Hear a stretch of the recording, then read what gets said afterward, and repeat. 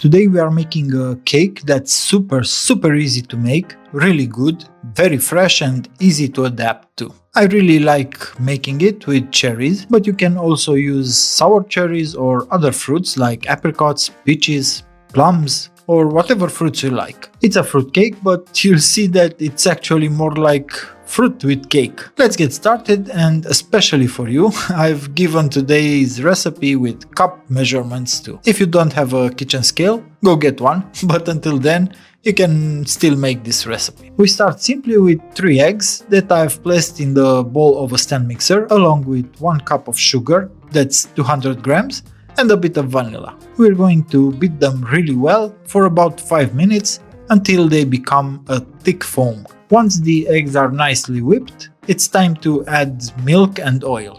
3/4 of a cup of oil, about 180 grams, and 1 cup of milk, about 240 grams. Just add them and mix for another 20 seconds. Next come the dry ingredients. 3 cups of flour, around 420 grams, and a tablespoon of baking powder, that's about 15 grams. Mixed well together. I also added a pinch of salt and we pour it in all at once. Mix it very briefly, just until combined and on the lowest speed possible. We're almost done with the cake.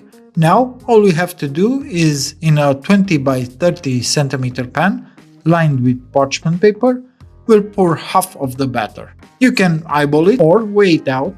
I'm using about 600 grams of the batter. Spread it out gently. Now add half of the fruit, 1 kilogram fruit total, pitted and measured without pits. I'm using cherries here, as I said. Whatever fruits you use, make sure to remove the pits first and weigh them afterwards. Don't use fruits like strawberries or raspberries because they get very mushy in the oven and won't look nice. So use meatier fruits, about 500 grams of fruits for this layer. It might look like a lot of fruit, but trust me, it's not too much. It's just the right amount. Next, pour the rest of the batter, spread it out evenly, then add the rest of the fruit, the remaining 500 grams. And that's it, you're done.